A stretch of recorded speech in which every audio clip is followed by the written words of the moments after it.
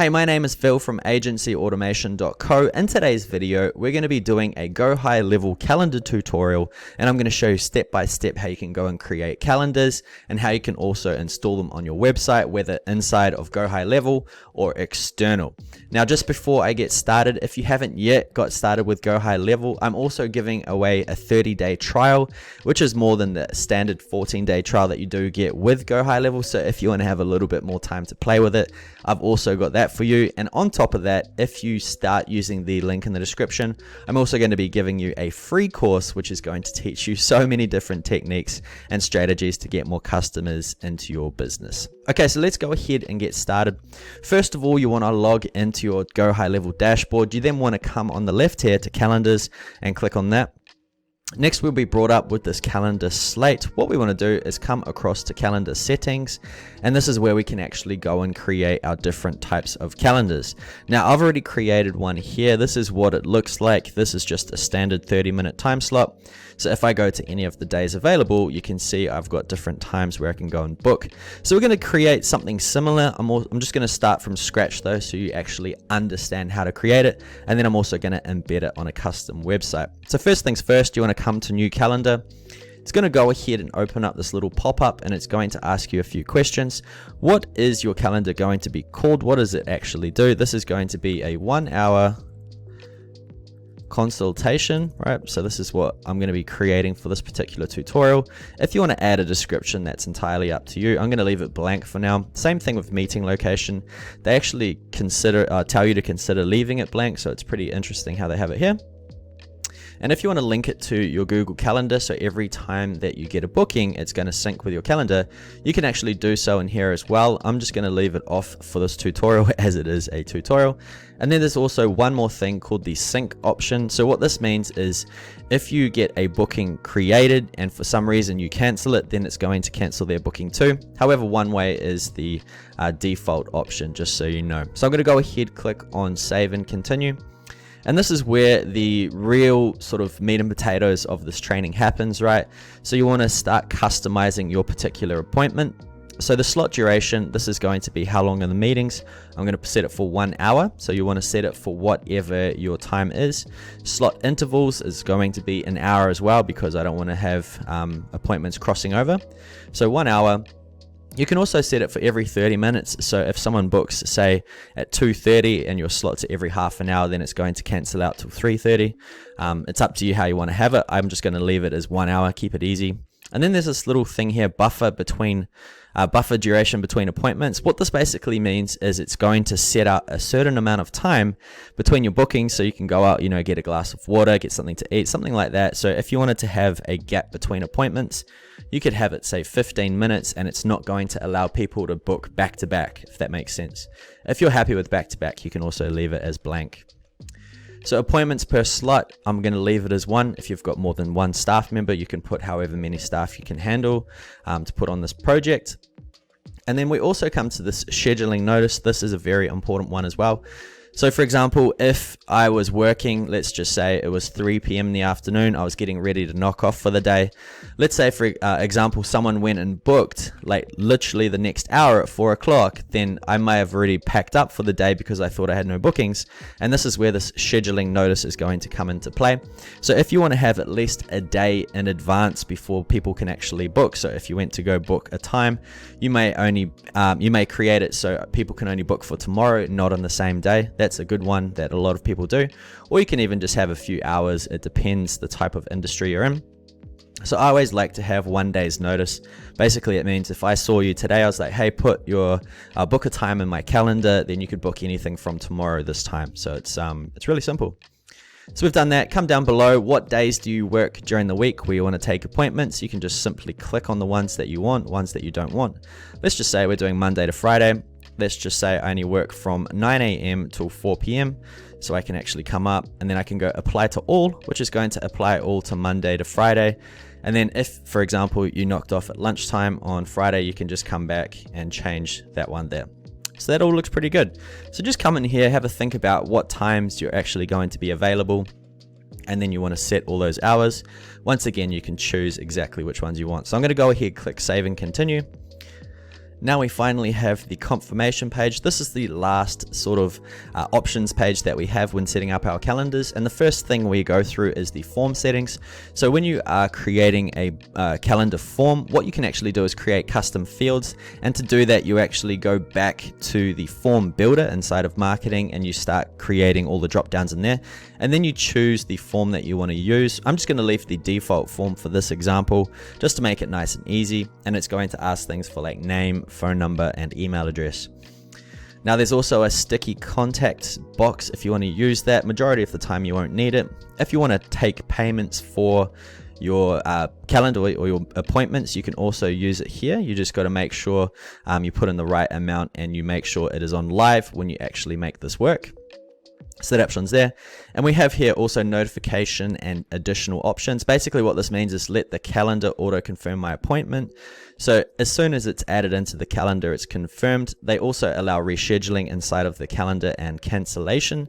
So it makes things nice and easy when they send out the invites. Here's also some additional notes that get stored from your calendar appointments scheduling. And then we've also got an option for Facebook pixels, some custom codes, and then finally once they complete the form, you can take them to a custom thank you message, or you can redirect them to a link. So if you have got your own sort of thank you page with some more information depending on what your appointment is about, you can also click on this button and it's going to ask you to put in the redirection link, or it could just be the custom thank you and you can edit it here. So that's really simple. So I'm going to go ahead, click on complete. And we can go have a look at our new calendar. So here it is here, it's been created. I'm gonna go ahead, click on it, see what it looks like. So here it is here, it is literally just the calendar. We have got pick a time and day. And as of today, we are the 24th and I've said I want 24 hours notice. So all the slots for today are finished as it's past the time. So we've only got 2 days ahead, and then we've got the times that are available here, which is perfect, between 9 and the last one finishes at 4, which is exactly what we want. So what I'm going to do is actually open up a different page inside of GoHighLevel. I'm going to go ahead and create a booking page on my GoHighLevel website, so we can go ahead and embed this widget into it, just so you know how it's actually done. I'm also going to show you how to do it inside of any other funnel builder, just so you know exactly how it works. So first of all, we come to sites, we come to websites, as I'm going to make it on top of my advertising agency. I've already created the page here, so I'm going to go ahead and actually delete it. So I'll click on delete and then type on delete to get rid of it, and then I'll create a new one. Now, most of the time, if you already have your website in GoHighLevel, you've probably already got a theme going on. And the easiest way to create new pages is actually duplicate old ones and then edit the content there.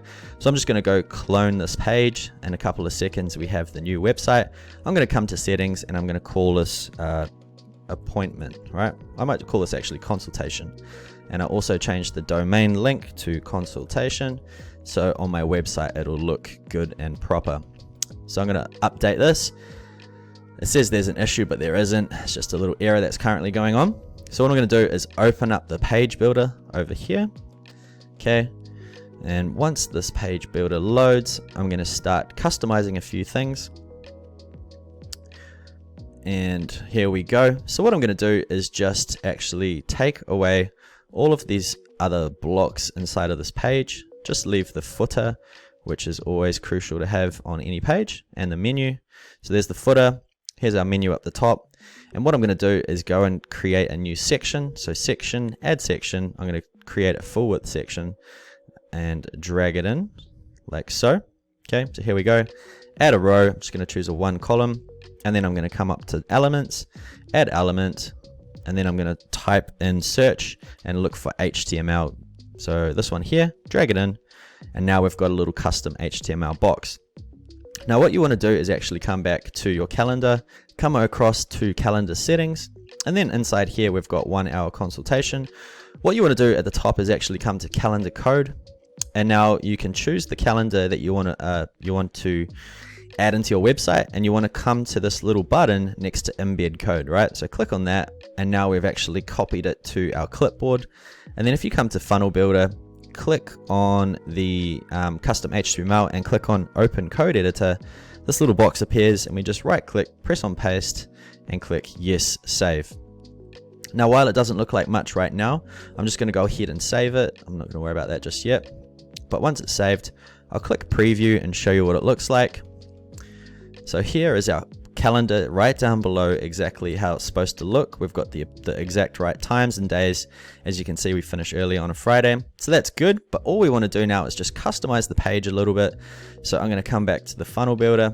I'm going to drag this heading just above it like so. I may even center it to make it look cool, and even drag some text just below it as well, like so. And I might just say here, choose the best time on the calendar below to secure your appointment, and I'm going to center that like so, and then get rid of all of this stuff. So that's basically what it looks like. I may even reduce the padding on the bottom here just to make it look a bit cleaner. Might give it a bit at the top. So I'm pretty happy with that. Go ahead, click on save. Now, while you can't see the form here, it will load. So now that we've saved, I'll just have one more look in preview. Just waiting for it to save. Right, here we go. And here is the form and the calendar all good to go. So if I click on this, do the prompts, you can see we've got name, last name, phone number, email, and then it's going to go ahead and complete that. So that's as simple as it can be. Obviously, you can add any other elements, sections, rows that you would need to inside of the page. But the best part, or the most important part, is actually getting your calendar embedded. So that is how easy it is to actually create a calendar and add it into GoHighLevel. What I'm going to do right now is actually come back to calendars, and I'm also going to show you how you can embed it on, say, for example, a WordPress website. So I'll go ahead and load one now. So here is my website on WordPress and using the Elementor builder. So it's the same exact thing. Create a section, add in a row, and then just choose an element. Once again, I'm going to use the HTML. Drag it inside of here like so, and then you just want to go once again, get the calendar code, choose the right calendar. And if you were to create, say, multiple calendars on multiple pages for multiple services, right? So I could create one for, say, half an hour consultation, and then the next one could be for an hour consultation. It's good to split them up. Same thing, just get the embed code, come back to the website, paste in the website, and you'll see this one will load straight away. So if I go ahead and click update, and I go and preview the page, once again, it's just going to take a few seconds to load, and there is our calendar, super fast to load and fully functional. So hopefully that was easy enough to follow.